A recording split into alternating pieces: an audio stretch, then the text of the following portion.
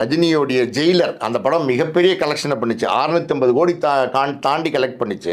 அதுக்கப்புறம் அந்த அந்த ஃபேமிலியோட கலந்த ஒரு படம் நீங்கள் பார்த்தீங்கன்னா ஜெயிலரு, அது சும்மா அடிதடி வெட்டு குத்து மட்டும் இருக்காது, ஒரு ஃபேமிலி ட்ராமா இருக்கும். ஒரு ரம்யா கிருஷ்ணன், ஒரு யோகி பாபு, ஒரு பையன், ஃபேமிலி கதை இருந்ததுனால தான் அது நல்ல வெயிட்டேஜாக அந்த படம் வந்து வெற்றி அடைஞ்சிச்சு.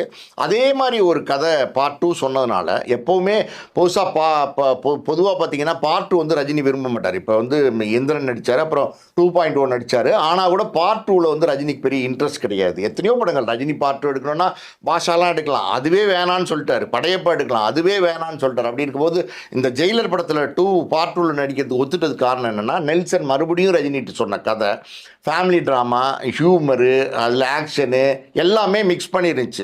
எந்த அளவுக்கு வந்து ஒரு ஜெயிலர் வெற்றி படம் ஆச்சோ அதை விட டபுள் மடங்கு இது வந்து நிச்சயமாக வெற்றி அடையும்ன்ற ஒரு நம்பிக்கை ரஜினிக்கு இருந்ததுனால தான் அதே சன் பிக்சர்ஸ், அதே நெல்சனு, அதே அனிருத் காம்பினேஷன் மறுபடியும் வந்து இந்த படத்தை பண்ணுறாரு.